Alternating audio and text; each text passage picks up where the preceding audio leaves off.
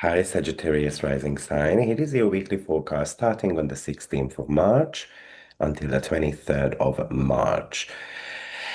Wow, this is a big week potentially for you for multiple reasons, but one of the most important aspect is the Mars and Jupiter trine that is going to be activating your fourth and ninth house.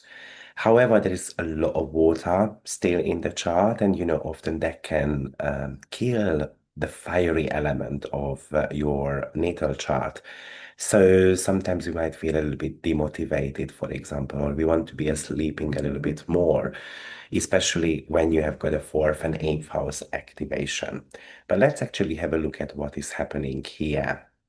I think we need to get real. For the last few months, maybe you have been felt like that you are running a marathon, kind of like in a swimming pool.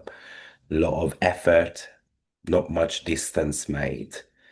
And hopefully, this Mars and Jupiter trine is going to give you that passion back. You are not feeling anymore as drained as you might have felt like. Yes, Jupiter is still digging into your eighth house, the house of money or that deep psychological roots. But the main event is actually happening in your fourth house, the house of home, and the fifth house, which is the house of passion and creativity. So potentially you have been spending the last 4 months kind of trying to fix the leak, in your house.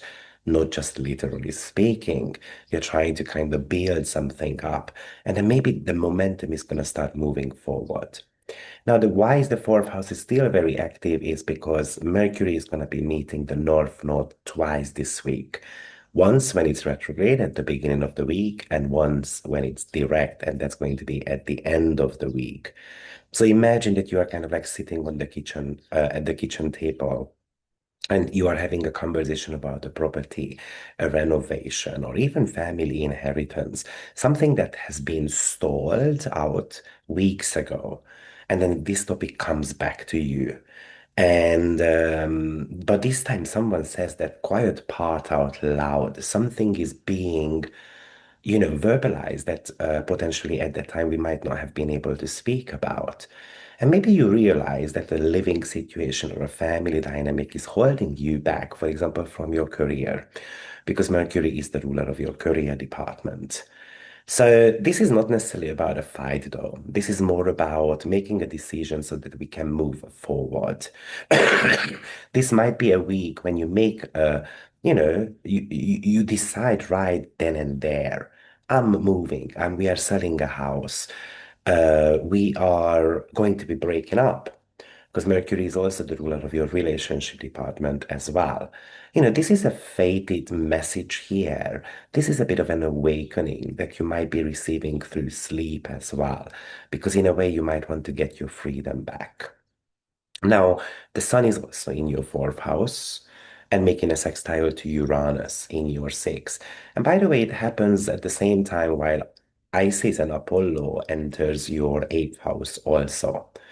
So maybe you find a way to work from home, something that might be actually doubling up your productivity, or maybe you stumble upon an AI tool or a new system that automates a task that used to take you hours.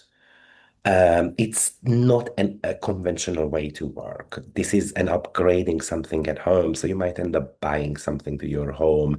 For example, let's say a purifier, a kitchen appliance, just to make your daily grind a lot easier.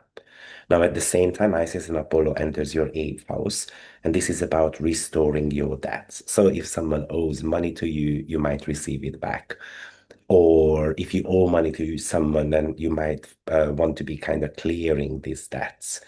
It's about getting a clear picture of what you owe and what is owed to you.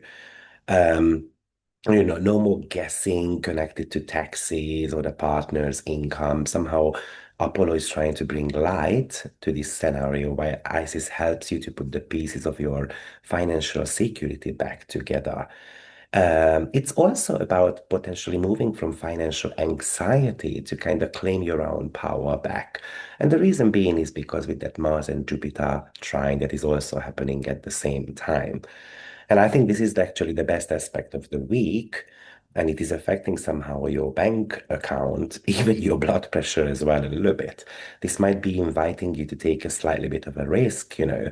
So maybe you put down a down payment on a studio, you sign the paperwork for a joint venture. You make negotiations with a real estate agent, or you are thinking about passive income as well. You know, but because Mars is involved, it's not just about thinking. This is about going for it as well. And if you have been scared to invest in yourself or your joy, because the Mars is the ruler of your fifth house, you know, somehow the universe is trying to tell you that the money is there. You just have to go after it. So go, go, go, you know. Now, the sun is shifting signs this week. And this is a very pivotal moment. I would call it as a grand opening or a great reset to your fifth house. You might not have felt the sun, sorry, the Saturn and Neptune conjunction so far as much, but the sun is going to highlight. It's going to give you exactly what you need to be working on in the next 1 year. And this is happening in the house of joy, romance, and entrepreneurship. So, you know, you can have that kind of feeling of a new moon happening here. It's a total life pivot. So you might launch your own brand. You find out you are going to be a parent. You finally commit to a romantic partnership, or you finally walk away from a partnership. If it's a well-structured relationship, you know, then it becomes more solid. If it's not so much, then it becomes suffocating with Neptune. But somehow it's about merging your dream with a concrete plan. And Sun is going to show you what this plan should look like. And you know, it's somehow also a reminder, for example, that you should stop saying, I want to be an artist or I want to be a business owner. It is asking you to say, I am one, and here are my business hours. So this is also asking you to stop playing small. For example, to make others feel comfortable. This is about hard work, rolling up the sleeve, and going after something that truly gives you the joy. Now, you know, we have got Mercury going direct this week, and then, like I said, straight away it bumps into North Node again. And on the very same day, we have got the Juno and Uranus trine happening as well. So Juno is about a financial commitment right now in your chart, alongside with Mercury being direct in your fourth house. So I can imagine that it's a property deal or a working from home type of agreement with your boxes, and maybe a contract is going to be landing in your inbox. And maybe this is just the first version because Mercury is still going to be in the shadow period. Maybe we're going to have to make tweaks around that commitment with the Juno and Uranus trine as well. But somehow you start feeling the freedom here, something that your soul has been kind of like screaming for. Somehow you seem to be receiving the key, literally or metaphorically, to a opportunity.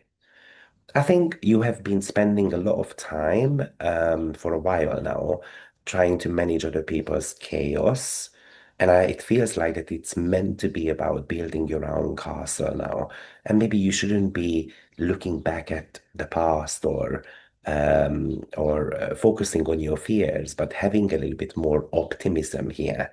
So I think the fire is getting reignited. This is asking you to stop guessing and start governing something. So there's a lot of new creative blueprint being highlighted for you coming up. Um, um, Highlighted for you with the sun moving into your fifth house. Now, Eros, by the way, enters your eighth house this week as well. And the reason why these asteroids could be important because they are pretty much going into your eighth house at the same time. And, you know, Eros is about passion. So you have got almost an obsessive passion to create a certain type of a legacy. So imagine you have been casually thinking about a joint venture or a deep personal commitment, and now Eros hits your eighth house, and that casual interest turns into kind of like a must-have type of scenario. You might find yourself staying up at 2 a.m. researching how to launch a business or what type of mortgage opportunities you've got ahead of you. You know, you are suddenly falling in love with a potential total financial independence. This is also quite a magnetic energy as well. So if you are in a relationship, kind of like the conversation is moving away from who is doing the dishes and it goes towards what we can build together as a couple. This is also can be negative as well. I'm so fixated on kind of being jealous and what my partner is doing because with this position you aren't interested in surface level connections anymore. You want that kind of intimacy where you feel supported and where you feel that you can pour your trust into others. So, this is pretty much the weekly energy pattern for you. I think there is a lot of excitement here, and I think I would like to remind you that this weekly horoscope energy pattern should be listened to together with the general weekly forecast. And the reason why I would do that is because I'm giving you the sensitive degrees there. I'm giving you extra information that you might be able to put into your own chart as well. But it really feels this week is about a positive energy change for you, a lot of clarity about what makes you comfortable, what makes you uncomfortable. I think that Sun, Saturn, Neptune is trying to make you more confident. I think it's about being more ambitious and then reaching for the stars.